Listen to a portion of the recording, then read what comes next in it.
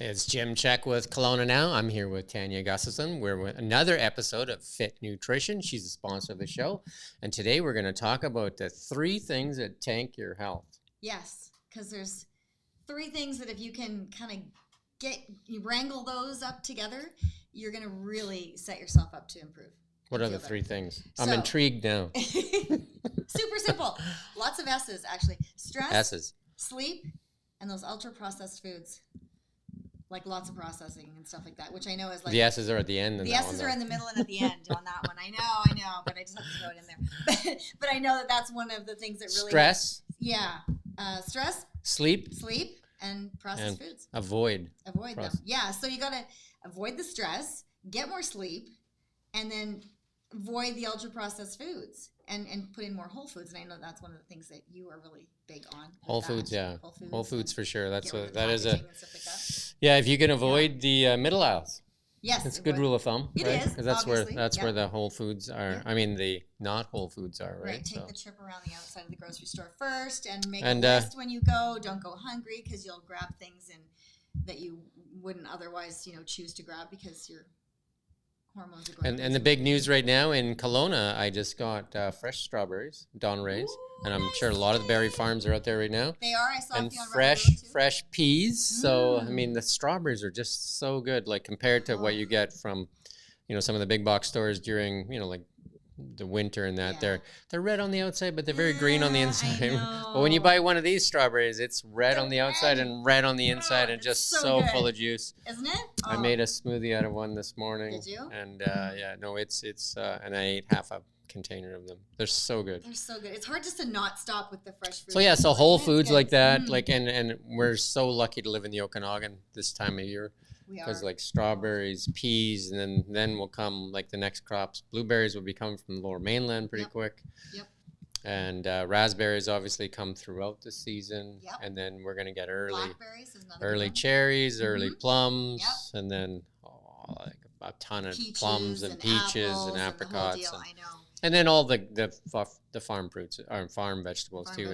And the farmers market is now here in Landmark. It is. Yeah. I know. So on Wednesdays, and Saturday. I've been. So there's going to be a lot more fruits and veggies showing up, popping up everywhere. So support local people. I mean, I'm not affiliated with anybody in particular, but do support local. You're going to get it fresher, less likely to be covered in sprays and other things you don't want, because you can directly ask the farmer who you're buying it from. And some things seem like a gimmick sometimes. We're just on this whole food thing, but my wife bought one of those countertop herb farms. It works so good.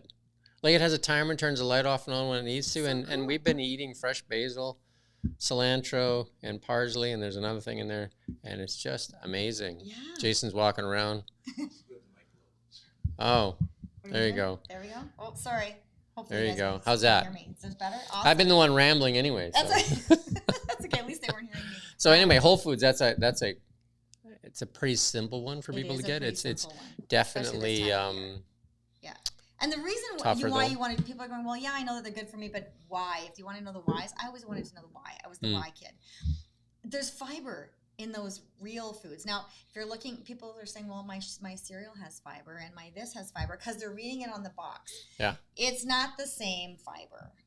And there's a lot of other things in there other than the fiber. I think that's the main thing, right? Because in the strawberry, guess what's in there? The strawberry. The strawberry and the vitamins and the minerals and the nutrients and the fiber and all the things. So when you get it from from the fresh fruits and vegetables and you're putting it in your body, your body, number one, doesn't have to filter through all the toxins that come with all the processed things in the box and the chemicals and the colors and the preservatives and all. Preservatives don't preserve you, by the way, so not going to help you.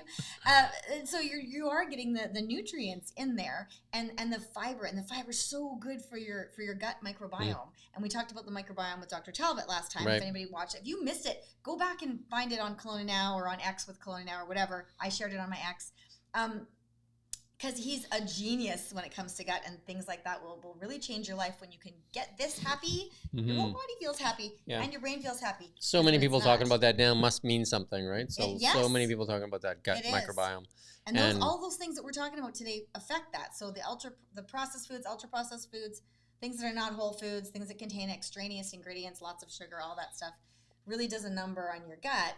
which then does a number on your brain because it's actually catabolic. Yeah. It starts eating away at things inside. There's an app my son uses, the Yucca app or something like that. Is that what it's called, the Yucca? Yucca it's or Yuck something. Yeah. Something like that. And then Something if you scan it, and it'll tell you. If it's yucky or not. Yeah. And like a good rule of thumb, though, is if you can't read half the stuff that's in there, if you can't pronounce it, probably shouldn't eat it. Probably should.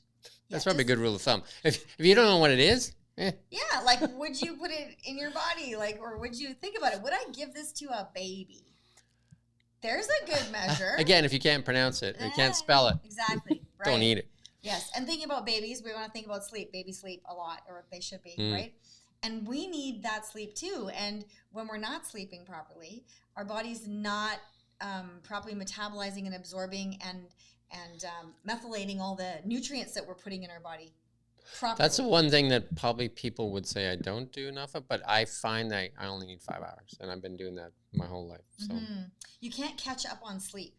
No. Like when people say, "Oh, I'm catching up on the weekend," they feel better because they've had more sleep, but it doesn't make up. It doesn't ever make up for the deficiencies that they've had. I get up the same time no matter what. Like weekends, whatever. I don't sleep in. Sleeping in is weird. Yeah, I'm pretty much the same. So I try and go to bed at the same time at night too, so that I make sure that I get at least my 6 to 7 hours, and that would be like my minimum because I'll wake up and then I feel refreshed. And so if I'm not feeling refreshed, if there's something that disrupted my sleep or whatever, then I will go back to sleep a little and wake up a little bit later.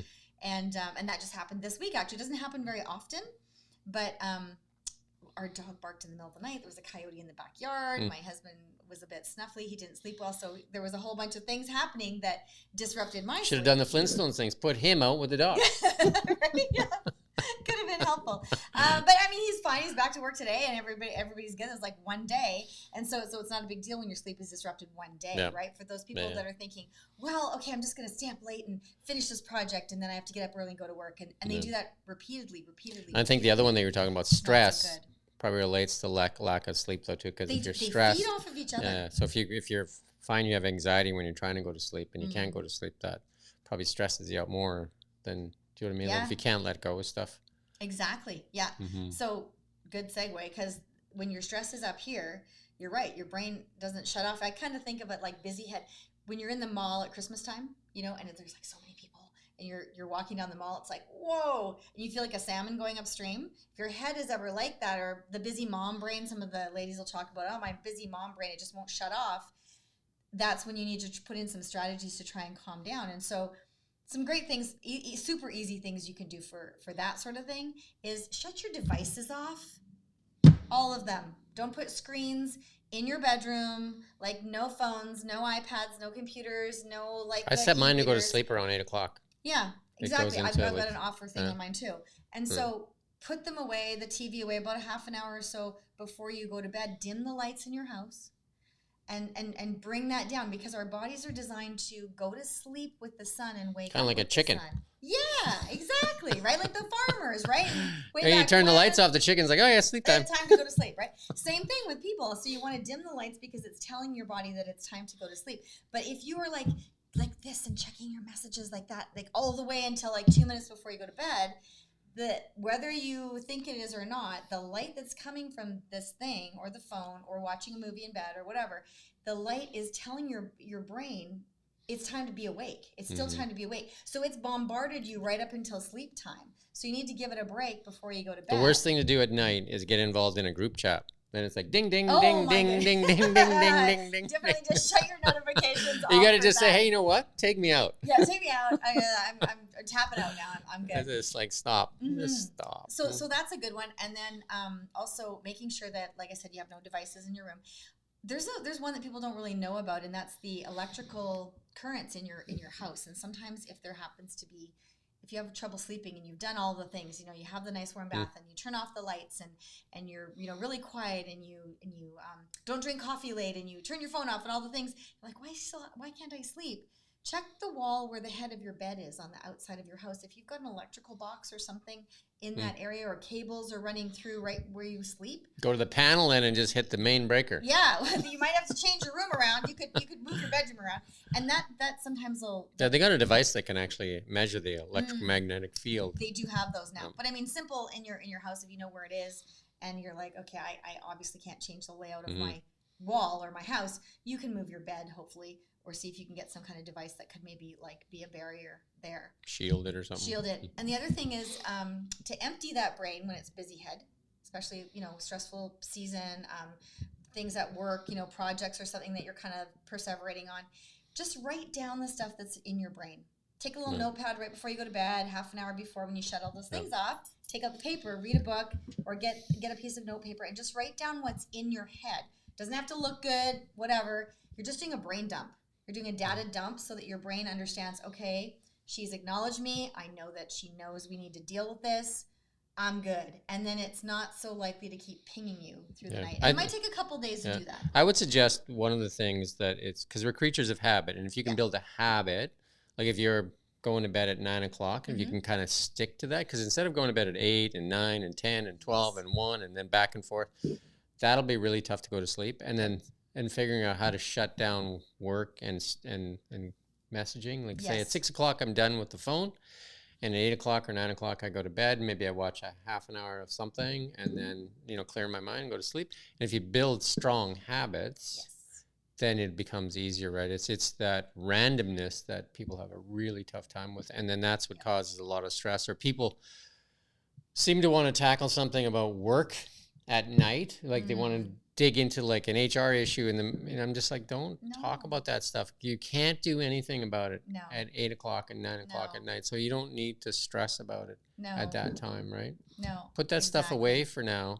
And then, come at it with fresh head in the morning. Yeah. Right? You're always better after a good night's sleep. You're and it may not even be that important in the morning. It might not be. You know what I mean? Because it's just like, kids sports. We just have that rule, like 24-hour rule, right? You got something to say, just come back tomorrow and talk about it. It's like, you're getting all stressed about something and you want to just really tell somebody about it. Send the email to yourself first and see if you really actually wanted to send that.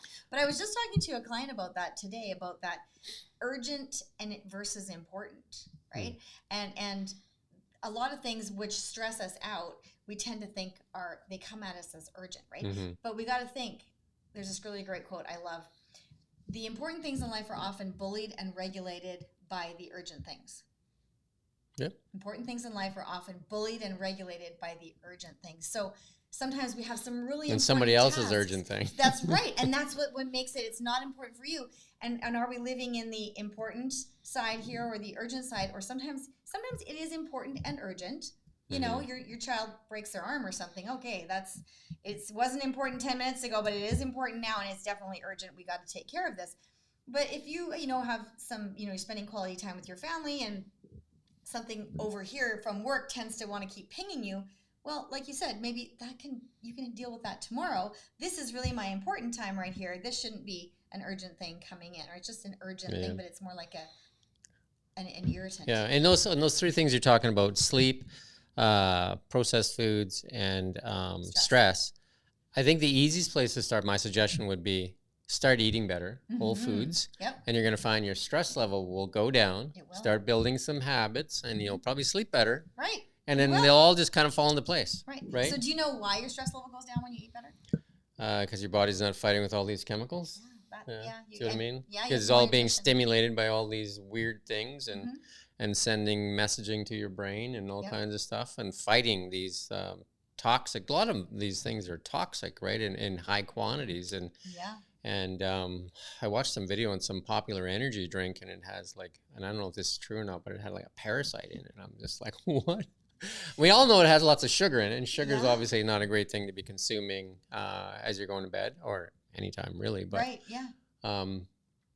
high sugar diets, definitely, and they've done animal studies and they've done human studies. High sugar diets, definitely not good for you. High sugar diets and combined with alcohol, because alcohol is full of sugar as well. It exacerbates it.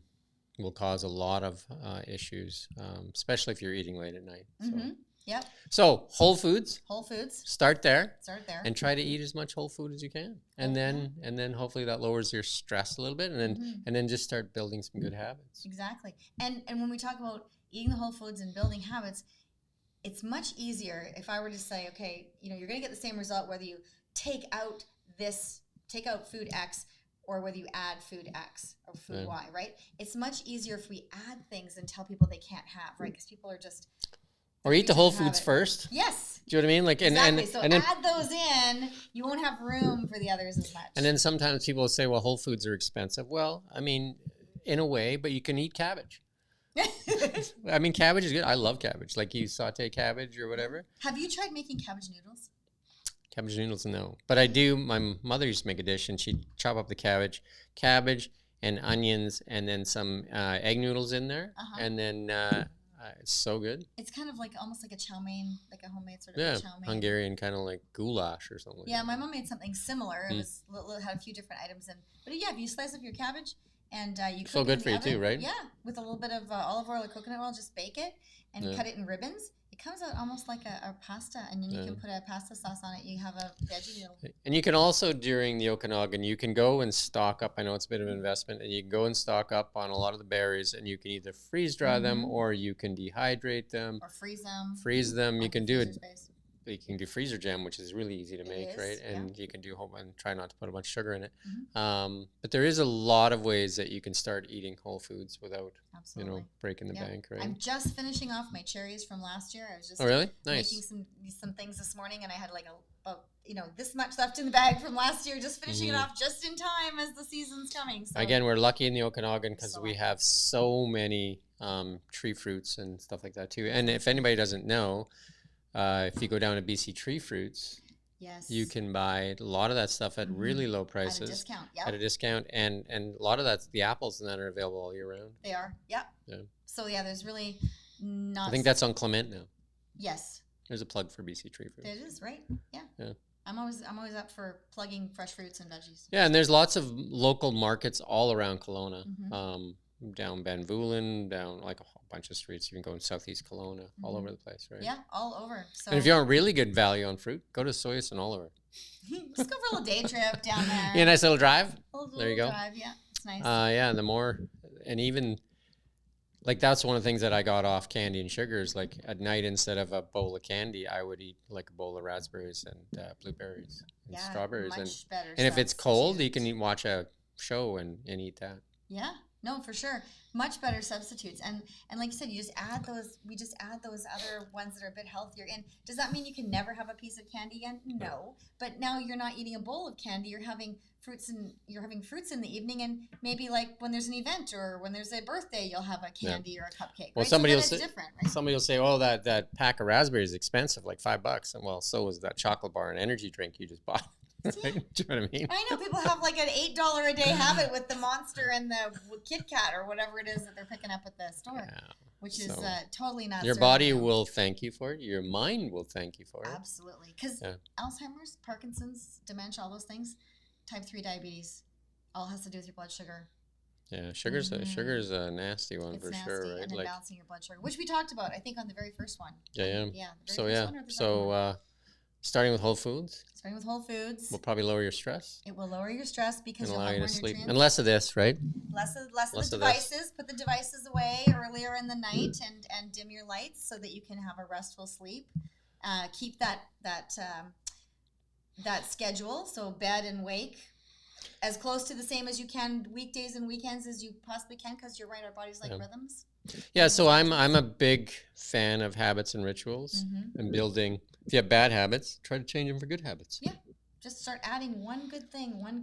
You don't have to do a whole bunch all at once. It's just that will increase your stress, and that will lower your immune system, because stress will lower your immune system. So if you just add one thing every day, maybe you're not eating very many fruits and vegetables. So you're like, okay, I'm going to have a piece of fruit with my lunch today at work. I'm taking an apple. Great. Yeah. There you go. You've improved. Let's do that every single day. And then next week, try and add one more thing. Maybe you're going to go to bed at the same time every night. I'm going to aim for 10 o'clock every night. Great. I did it for another week. So now you've got 2 things under your belt. I'm a proof that habits work in a way that I was a pack and a half smoker. Ooh. Bad habit, right? Very bad habit. I used to drink a lot of beer. Bad habit. Didn't work out. Bad habit. Ate a lot of garbage. Drank 5-6 coffees a day. Wow. And then drank 5 or 6 of those iced coffees. They taste so good. Yeah. And then I started drinking energy drinks, and they taste like so. So I am very strong with habits, but I traded a lot of my bad habits for good habits, right? So, and that's the key word is trade. Yeah. That is the key word, right? If anyone ever has a small child and you take away the toy, you can't just take it away and say, stop. They're like, they get all flustered and they get, they have a little temper tantrum. Grown-ups are the same. We just kind of, have that internal temper tantrum. Yeah, like when we do I would say I have an addictive personality. And then so now my addiction is fitness. I work out every day. Love it. Yeah. And I try to eat as healthy as I can.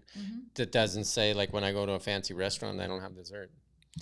You know what I mean? Because like, who can resist that cheesecake at the Cheesecake Cafe? Do you enjoy it more now that you don't eat stuff like that every day, but now you go out for dinner and you actually like look forward to it? Yeah, I know. So I think one of the big things is if you're eating it and it's it's bad, but it doesn't taste good, then just stop. Because those are like wasted calories. Like if you're going to eat it, it might as well be decadent, right? Yes. Do you know what I mean? Like if you're Pick your favorites is what I tell my clients. Like really think about it. How much, if that's that thing at Christmas that your mom makes or your grandma makes and you love that, then you eat that because you're going to enjoy it and it's going to be worth it. Ice cream is one of my big deals for sure. And I used to get it wherever, McDonald's, DQ, and I make decent ice cream. And now I make the ice cream at home, and it's good because it's like an ice cream maker. I don't know what they sell them for now, but we've had one forever. And you can flavor it any way you want, but I mean, you're basically putting whipped cream, whole milk, and egg, and a little bit of sugar. I don't put egg in mine, but vanilla. You put vanilla, yeah, Yummy. And the bean or whatever. So there you go. You know what you're putting in it. Exactly. Right? So this doesn't have like if you go buy store-bought ice cream, you're gonna find it has propylene glycol.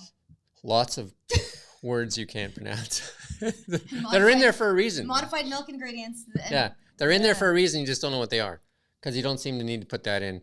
But when we make a thing of ice cream at home, we usually, there's 4 of us in the house right now, we usually finish whatever we make that evening because it just makes a small amount of ice cream, right? Exactly. And so you have your dessert portion. Everybody enjoys it. You don't overeat because you've made what you need now today. You throw some fresh fruit in it. Perfect. And you got yourself a nice little snack. And the ice cream maker that we have, it makes ice cream in I think like 35 to 40 minutes, something like that. Oh, okay. You've got the quick one. We've got one that goes with the KitchenAid stand. Oh, so you have to put it in the freezer, and then so it's a little bit of a 2-step process. It's kind of an overnight. So again, our thing has to be frozen. It's good for you. It takes a little bit longer. So now you're going to eat less of it because you have to make it, but you are making a healthier item. And I challenge people, if you get the opportunity to do that, absolutely give it a try. I mean, even they have little kid ones. My kids used to have like a little tiny Baskin-Robbins ones when they were little, and you just would make your own with the real ingredients. And I let them put sprinkles on it. They thought it was great. They had we've got this sourdough factory going on at the house right now too. Oh, okay. So the only ingredients in sourdough are flour, salt, and water. And I'm just like, how does the bread taste that good? Like it's just, I've never had better bread. Well, it's obviously that yeast that you got to keep, you got to keep growing and culture it and keep feeding it. I think I think they bought it from the Merlin the Wizard or something like that. Came from some sourdough factory way gone. It's a never-ending bread loaf. Exactly, right? But one of my kids started it. Amazing. Now they all do it, and my husband does it, and it's kind of went through the. But family. It's so good, and sourdough is obviously better bread than. It's a fermented food, so it's better for you than others. If you are still sensitive to wheat and gluten, that is still going to inflame you, and it still is a processed food. It's not an ultra processed, but it's processed, and so you kind of got to weigh how do you feel, right? Like is the juice worth the squeeze, right? If you feel crappy after you've eaten something, is it really worth it? Like to have that good taste for 5 minutes and then for 5 hours later you feel bloated and not so great? If it doesn't bother you, then great, that's good. Yeah. But for those people that say, oh, I just feel so awful after, but I love my toast in the morning. Well, people really think about it. What are you doing? You're just causing inflammation. Right. Your digestive doesn't work properly now. So now it's holding toxins in your body too. So then it creates more stress because you feel crappy and it's a bad It also feels good to eat food that you've kind of created yourself. It does. Do you know what I mean? Mm-hmm. And I know a lot of people are going to say, well, I don't have time and stuff like that. It's a matter of balancing your time because a lot of that stuff is just the waiting time. It's not the doing time. Like the sourdough isn't. It's just a little bit of planning, right? Again, a habit, right? Move the dough or do something Whatever with the dough. Whatever you do with it, as opposed to like, you don't have to stand over it. No, you don't. Same as the ice cream. You basically pour, I think the one recipe I use is 2 cups of whipped cream, 1 cup of whole milk, and then a bit of sugar, and then to taste kind of thing, and then the vanilla from the bean, and that's it. Yeah. That's it. So I know 3 ingredients. I love it. When it's less than your 5, you guys are winning. Yeah, and just and that's it. And then in 35 minutes or whatever, 40 minutes, you have ice cream, slice some strawberries in it, blueberries, whatever you want to do. I'm going to do our next batch with coconut milk. I'll let you know how. Oh, yeah, coconut milk. That sounds good. Yeah, because I love that flavor. Yeah. And see how that turns out. Anything else you want to add for today? We're just going to I guess, sum it up about, think about where you are in your life and what can you add today that's going to lower your stress. So maybe instead of sitting there in the staff room at work today, go out for a walk, 10 minutes. Eat your lunch, go out for a walk. Go sit in the park, go sit on a bench outside, get some sunshine. That's going to really elevate your mood. So that when you elevate your mood, you lower your stress naturally. You just can't not do it. So, right? Do that. What can you add for your food? Because we're talking about adding, not taking away. Because when you add, you will naturally it will just through attrition, you'll lose some of the bad stuff. So what can you add for your food today? Pick a whole food that you haven't had before or that you haven't had for a while. See if you can throw it back in your day. And the ultra processed, take a look at your labels. And if it has more than 5 things and things that you can't pronounce, try swapping it for something else. Or a whole food is even better. So as an accountant, I would say take a piece of paper, put a line down the middle of the paper, and write the habits, and under one heading good and one heading bad, right? Because we're all creatures of habit. We are. And so just write all your habits down and put them on either good or bad, and fill up the page. Because you're going to find you're going to want to move some of those bad habits off and add some good habits, right? And they're usually the opposite. Right? Yes, they are usually the opposite, right? I smoke cigarettes. I smoke cigarettes. Stop. I'd like to not do that. Yeah, I'd like to not do that. So that would be... I vape. Stop. Stop, yeah. Or let's move that on to something else. What could you swap it with? Because you have to have a habit, create another habit. Sunflower seeds to start, I guess. That's what I did. Okay, I ate sunflower seeds till my lips were bleeding from salt. Oh, no. It got me off cigarettes. Well, then I guess it's worth a couple of things. So so if you just evaluate yourself and just put down that line and then put your good habits on one side and the bad habits on the other side, and that's the balance in life you're going to look for. Or if you want to look at it as a more positive, I don't like to use the good and bad sort of thing, but if you're thinking about things I'd like to change, what would I like to see myself doing? Yoda says either do or don't do. Yeah, but you have to do or do, right? So I'm doing this. What would I like to do over here? So do and do. I'm currently doing what would I like to do. Yeah. You could be Yoda. You do or don't do. Yoda. There you go. I think that's about it for today. I think we're good. Check your habits and try to build good habits. And good habits will help you get rid of bad habits for sure. They will, absolutely. And create more brain grooves. Another great show here with Tania, the sponsor of this Fit Nutrition. And we do thank you as well for watching Kelowna Now.